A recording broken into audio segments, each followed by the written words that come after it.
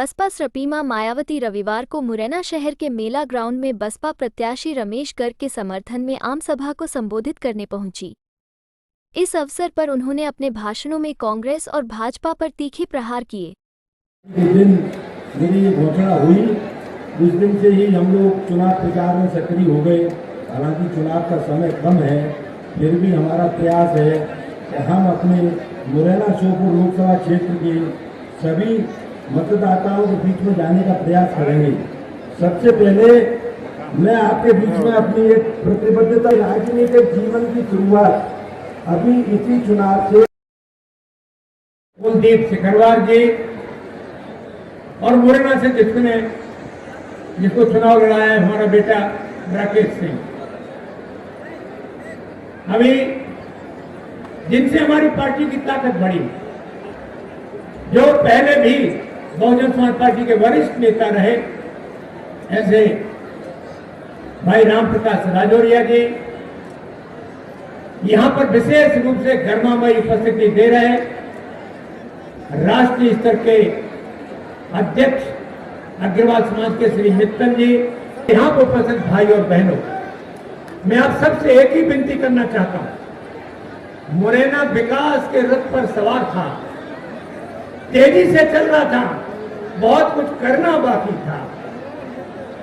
Hospital बना, medical college नहीं बना। पटियाला महाराज जी का हॉस्पिटल बना, लेकिन भवन नहीं बन पाया। हॉस्पिटल का तो बन गया। शनिचरा मंदिर, लखनदास महाराज जी या जितने भी आवागमन के स्थान है, वहां सब जगह जाने की व्यवस्थाएं तो हुई है, मेरे मन जैसी नहीं हुई। शहर की गंदगी दूर हुई, नाला नंबर 1, नाला नंबर 2, ये सब कुछ हुआ।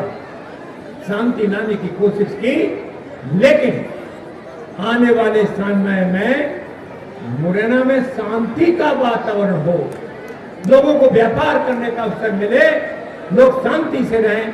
सबसे पहला काम है कि लॉ एंड ऑर्डर अच्छी रहे। और रमेश गर्ग जी इस बात की आपको गारंटी देते हैं, हम उनके साथ हैं कि शहर में शांति निश्चित होगी, व्यापारी सुरक्षित होगा, आप अपना काम करेंगे, आपका कोई किसी तरह का डर या भय नहीं होगा। मैं अपनी वाणी को जल्दी विराम देना चाहता हूं। मैं आपसे विनती करना चाहता हूं कि अपनी उपलब्धि बताते हैं कि हम उपलब्धि है। ये 80 करोड़ लोग कौन है? ये 80 करोड़ लोग इस देश के दलित, वंचित, आदिवासी समाज के लोग हैं, जिनको ये केवल राशन पे टिकाकर बैठे हैं। जबकि इस बहुजन मूवमेंट की आदि आपको लेने वाला नहीं, मांगने वाला नहीं, बल्कि देने वाला बनाना चाहती थी। 10 साल कांग्रेस पार्टी ने ये कहा कि हम भारतीय जनता पार्टी से मुकाबला कर रहे हैं, लेकिन कांग्रेस पार्टी भारतीय जनता पार्टी का मुकाबला नहीं कर पा रही, उससे लोहा नहीं ले पा रही। बल्कि कांग्रेस पार्टी के ज्यादातर नेता, 14 पूर्व मुख्यमंत्री, बड़े बड़े केंद्रीय मंत्री, पूर्व मंत्री, ये सब भारतीय जनता पार्टी में जाकर शामिल होकर भारतीय जनता पार्टी को मजबूत करने का काम कर रहे हैं। इसलिए मान्यवर काशीराम साहब की वो बात कि एक सांपनाथ है और एक नागनाथ है, आज पूरी तरीके से चरितार्थ हो रही है। सम्मानित बंधुओं, कांग्रेस पार्टी इस मध्य प्रदेश के विधानसभा चुनाव में भी बड़े बड़े दावे किए गए। वो तो 2018 का चुनाव था, जिसमें यहां एट्रोसिटी एक्ट के तहत यहां पर दंगे हुए, हमारे समाज के लोगों का बहुत लुहान हुआ, उनका नुकसान हुआ, जिसकी वजह से भारतीय जनता पार्टी को हराने के लिए हमारे समाज ने कांग्रेस को सपोर्ट कर दिया, जिससे उनकी सरकार बन गई, लेकिन वो सरकार भी चल नहीं पाई।